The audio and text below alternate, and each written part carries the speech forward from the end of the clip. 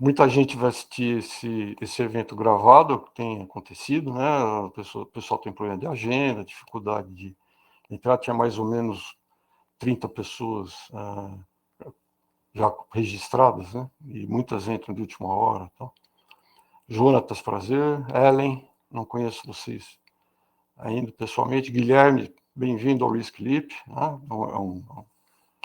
Já está inscrito no curso. Então, para quem não assistiu ao vivo, essa sessão nós vamos... É a sessão inaugural do programa Risk Leap, é um programa de desenvolvimento profissional de avanço para analistas, especialistas, gerentes de risco, consultores. Então, o cliente típico do programa é a pessoa que está com a missão de implantar gestão de risco de alguma forma, ou numa unidade, ou num business específico, ou como consultor, apoiar a implantação de várias empresas, como é o meu caso. Isso é fruto de muita experiência já. Eu trabalhei na Embraer, e antes da Embraer na Kodak, foi na Embraer que realmente eu meio que caí para dentro dessa área. Isso tem 20 anos já. Eu fui lá, então, o primeiro diretor de auditoria interna, risco e compliance da época pós-privatização. Lembra? Né? Implantei a auditoria interna na hora em que a Embraer precisou certificar nos Estados Unidos a gestão de risco, conforme a lei SOX. Então, essa foi minha principal experiência inicial. Dali eu fui aprendendo, né? Tive a dificuldade natural vindo da área da qualidade, sistemas de gestão, inicialmente. Foi ali que eu fui aprendendo e vendo o tamanho do desafio e a riqueza do assunto. Né? Gestão de risco é um assunto interminável. Você acha que está aprendendo, mas você vê que é sempre a ponta do iceberg. Então, eu tenho um prazer muito grande de passar essa experiência para os outros, e o programa Risk Leap é uma forma que eu tenho de botar para fora essa experiência de uma forma estruturada, de uma forma organizada. Esse webinar ele é aberto, né, gratuito, aberto. Sejam todos muitíssimos bem-vindos. No final, eu vou falar um pouquinho sobre o programa, mas a ideia não é ficar vendendo o programa, e sim falar realmente do assunto que vocês estão interessados. Então, vou compartilhar aqui minha tela inteira. Vocês devem estar me vendo infinitas vezes. E agora sim eu estou entrando aqui no... Primeiro eu vou começar com o PowerPoint, depois eu devo eventualmente passar para um software. Tá? De vez em quando eu vou checar como é que está a transmissão. Tudo indica que vocês estão vendo minha tela.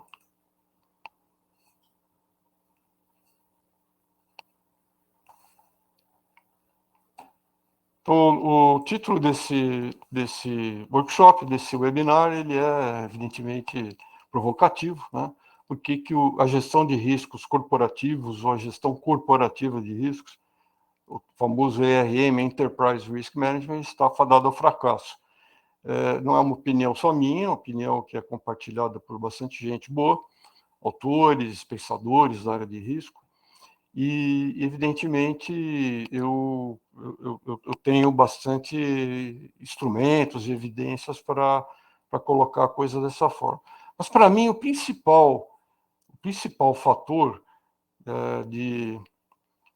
do problema vai ser o primeiro slide que eu vou apresentar. Né? Eu acho que é o ponto, assim, a principal evidência de que esse castelo vai cair. Eu acho que o ERM hoje é um castelo de cartas. Eu vou apresentar uma breve história do porquê que chegou-se nessa situação. O teorema do sistema central que se criou na gestão de riscos via vários padrões internacionais. Por que o ERM tradicional é um martelo que acha que tudo é prego? Né? E qual é o método sugerido? Evidentemente, é o método que a gente pratica no programa de treinamento no Risk Leap. Uma coisa importante a gente ter em mente é que a gestão de risco é complexa. Ela não é uma coisa trivial, né? Evidentemente, você pode pegar uma pessoa muito inteligente, muito bem formada. Eu acho que, como eu era lá na Embraer, né, era já executivo veterano na área da qualidade, sistemas de gestão, e colocar numa área nova, como é a gestão de riscos e compliance, essa pessoa vai aprender rapidamente, vai sair jogando em pouco tempo. Mas vai faltar ainda uma profundidade mais acadêmica. A gestão de riscos ela é complexa, porque ela contém elementos de tecnicidade bastante grande, tanto do ponto de vista legal, matemática, estatística, história de empresas, né? É um campo à parte, um corpo de conhecimento bastante extenso e difícil de cobrir no tempo de uma vida de uma pessoa. A gente normalmente acaba se especializando nesse ou naquele aspecto. Né? O que está acontecendo hoje no mundo é mais ou menos o que está aí nesse cartoon que eu adoro, né? A maioria das pessoas gosta do simples e pouca gente gosta do complexo, né? De estudar, de se aprofundar. Evidentemente, o simples nem sempre é o certo, né? Que é o caso, para mim, na minha opinião, do ERM atual. O ERM tradicional é uma solução simples, todo mundo consegue implantar, pena que está errado, pena que está equivocado. Essa é a tese que eu quero defender perante vocês que estão assistindo.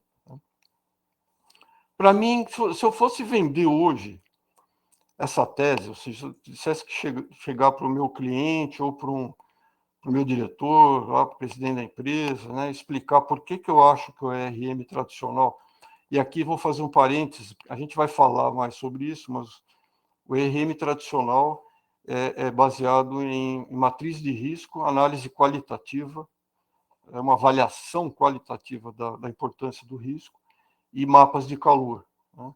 Dessa forma, você consegue separar os famosos top risks ou riscos críticos, apresentar ao conselho, fazer um relatório anual lá, demonstrações financeiras.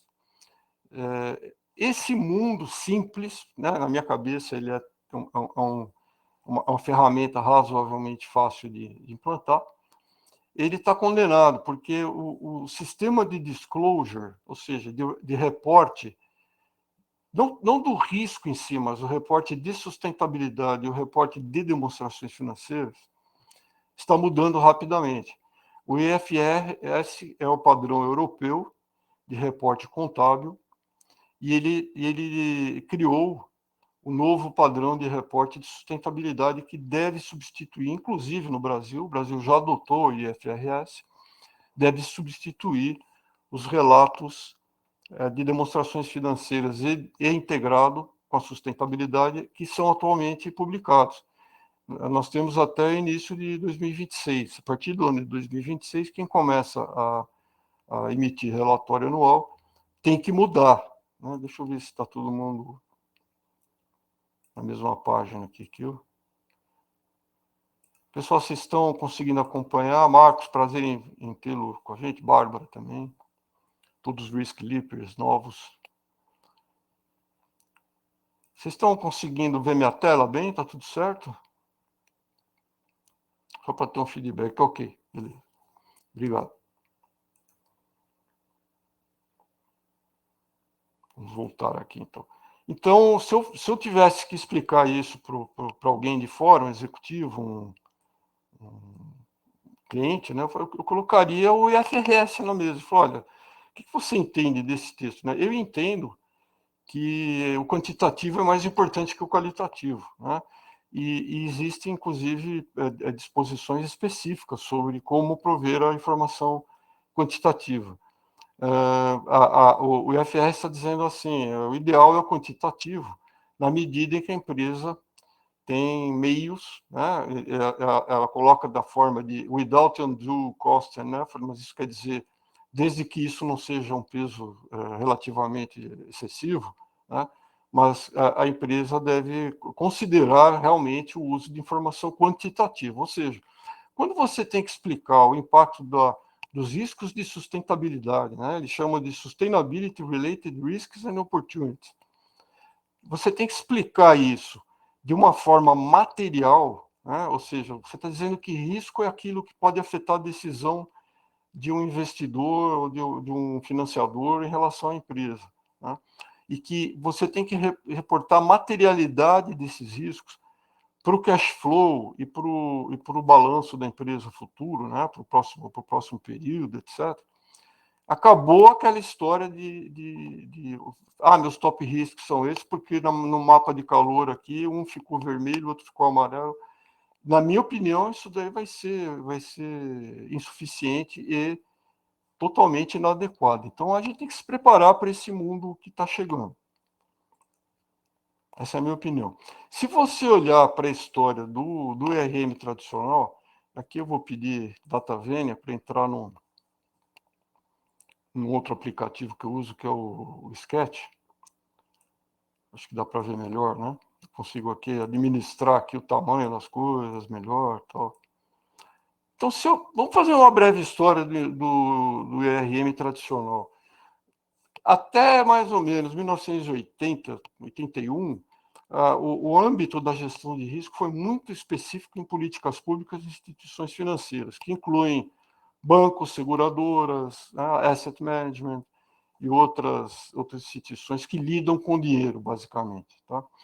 Essas instituições têm gestão de risco desde sempre. O primeiro mercado de gestão de risco foi seguradora no século XVII, na Holanda, né? Quando as companhias marítimas surgiram, né? Se tornou necessário fazer seguro da carga, seguro do transporte marítimo, etc. Então, a gestão de risco tem séculos. Começou a ficar um negócio mais acadêmico e mais encorpado do ponto de vista teórico em 1920, principalmente com um cara chamado Frank Knight, que é talvez o cara mais citado, né, na história da gestão de risco. Ele lançou um livro chamado Risk, Uncertainty and Profit, muito bom até hoje, um livro muito válido.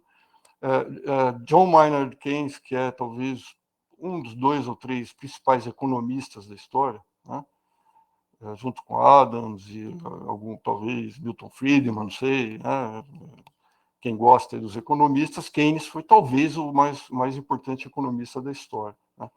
Em 1936, ele lançou a Teoria Geral do Emprego, do Júlio, em que ele fala de risco e ele mais ou menos concorda com a opinião do Frank Knight. O Markowitz, em 52, foi também premiado ao Nobel, todos eles. Né?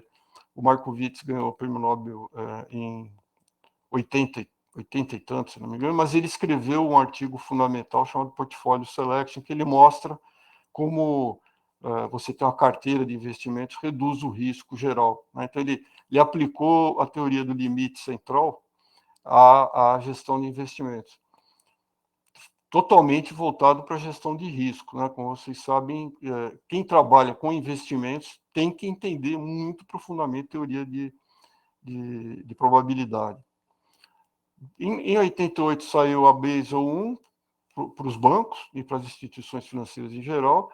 É um acordo de entidades de vários países em relação ao que exigir do sistema bancário para que haja um sistema comum, né, de proteção e a gestão de risco na veia das instituições financeiras.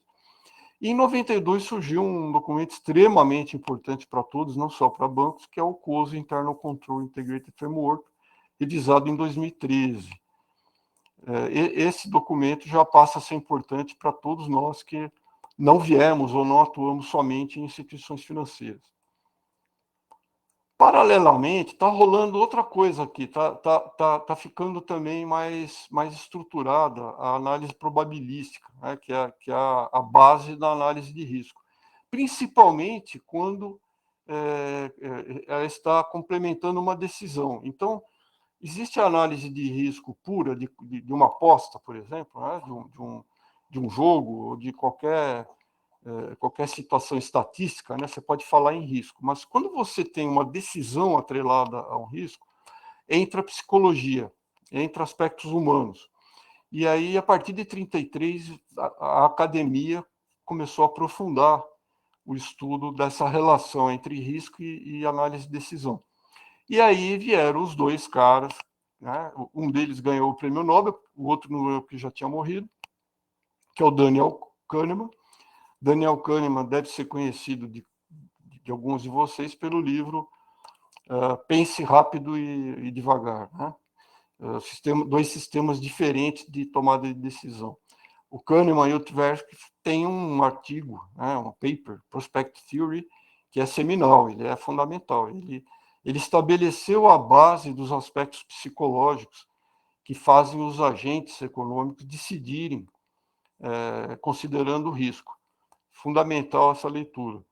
A partir de então, é fundado o Journal of Risk Analysis, que é o principal conjunto de papers, que abrange engenharia, ciências, economia, meio ambiente, etc., e também o business. Né?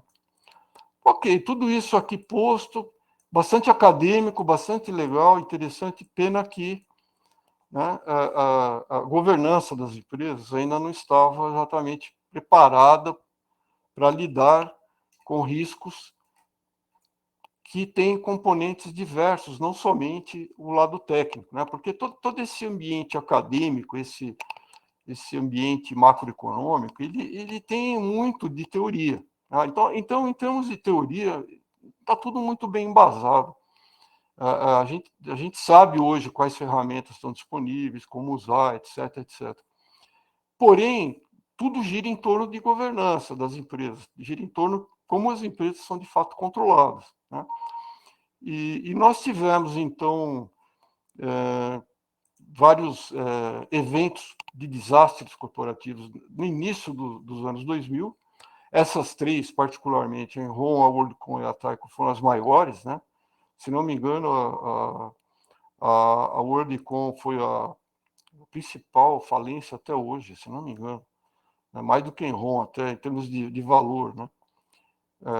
Uma quebra de um dia para o outro, deixou muita gente na mão, foi uma tragédia, 2001. Houve uma reação imediata, então, dos órgãos reguladores e das agências de risco. O que aconteceu?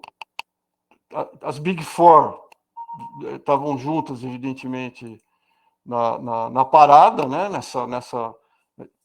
Houve quase que uma demanda do governo dos Estados Unidos e na Europa também para que o acordo da Basileia e a SOX pegassem também as empresas não financeiras, e surgiu, então, uma regulação mais severa, inicialmente nos Estados Unidos, que é a lei SOX 404, né, em que você é obrigado a demonstrar gestão de risco. Foi aqui que eu fui envolvido, então, pela Embraer, em 2004. Todas as empresas de capital aberto nos Estados Unidos precisam ser certificadas pela SOX ainda hoje. A lei evoluiu bastante, mas você precisa demonstrar sua estrutura de gestão de risco. E o principal padrão para a SOX é o COSO Framework. Então, houve uma corrida aqui de Instituto de Auditorias Internas, que faz parte do COSO, é uma das instituições. Formou-se no Brasil IBGC, em quase todos os países existe um instituto equivalente de governança corporativa, visando trazer um corpo mais robusto de boas práticas para as empresas. A ISO, como não era não havia dúvida, se mexeu também e lançou, na esteira de uma norma australiana, em 2009, a ISO 31000, ela já foi revisada em 2018, e ela tem sido muito usada pelas empresas de manufatura e não financeiras. Né? Eu acredito que entre vocês a maioria conhece e aplica os conceitos desde o 31000. Eu não vou criticar, mas eu vou ligar com um problema que existe hoje de modelo mental. Né? Todas as normas ISO, a partir de 2015, principalmente a partir da ISO 9001, começaram a se pendurar na ISO 31000, ou seja, existe um capítulo nas normas ISO que pede que você avalie riscos e oportunidades. É por isso que é muito comum você ver, como nós vimos lá no IFRS, risco e oportunidade junto. Né? E no Risk Leap, a gente vai te detalhar mais sobre qual é a diferença dos dois. Existe uma diferença enorme entre os dois. Tá? Mas eles andam realmente de mãos dadas. Tá? Criou-se, então, o castelo do RM. Hoje existe, então, quando você pergunta para uma empresa, você tem ERM? A leitura que você faz da pergunta, a interpretação nós temos lá o nosso gerente de risco, ele tem uma equipe, tem um comitê de risco que apresenta para o conselho, tem uma matriz de risco corporativa. Essa é a linha de pensamento, né, de ERM. É como se fosse um sistema central que controla o risco da empresa. Tá? Essa é a ideia principal. Porém, parece que tem uma engrenagem funcionando por trás. Continua a haver desastres corporativos. Eles estão pipocando continuamente ainda. Né? Todo dia você tem historinhas aí de mais ou menos valor, né? mas algumas são pesadas, são sinistras, né? como essas mais recentes aqui. Né? No Brasil, particularmente a Vale e a Lojas Americanas, tivemos problemas com a BRF, a própria Embraer teve problema de compliance, enfim, todas com uma multa bastante pesada. Né? Sempre existe uma falha de governança associada. Né? Então, poxa, se eu tenho governança corporativa, eu tenho linhas de defesa, eu tenho ERM, eu tenho... por que isso aqui ainda está acontecendo? Né? Qual o resultado disso? Vamos apertar a regulação, então, né? Vamos trabalhar, que as Big Four esfregam a mãozinha, porque elas sempre entram junto para fazer normas e apoiar essas instituições todas aqui, como o IAA e outras entidades de contabilidade americana, né? E na Europa também, o próprio FRS usa Big Four, o Boston Consulting. Então, as grandes consultorias, elas adoram criar dificuldade de um lado e vender a facilidade do outro. Então, você tem um sistema de engrenagem, você aperta mais aqui, mais padronização, mais encastelamento, mais framework dali em cima, com um custo para as empresas, né? Mas com a eficácia discutível, uma vez que, poxa, eu tenho uma empresa com gestão de risco SOX, listada na empresa de Nova York, uma empresa multinacional, como a Vale, tem uma barragem que tá vazando, está com problema, tem laudo internacional dizendo que a barragem é pior que as outras, tem um histórico de problema, tá? Tem incertezas. E você toma decisões erradas, alguma coisa então está errado, né? Na gestão de risco. Então, é isso que nós temos que entender. Qual é o problema, então, da gestão de risco? Né? Muito bem. Passando a seguir, onde é que eu estou aqui? Vamos lá. Nós temos a teoria do sistema central, né? Do limite central, do sistema central, o nome que a gente quiser, de que o risco é governável dentro de uma empresa a partir de um sistema comum, de um sistema único. Né? Isso é incentivado pelos próprios padrões. O COSO evita um pouco. Né? O COSO é um padrão que compete, inclusive, com a ISO 31000, o COSO ERM Framework.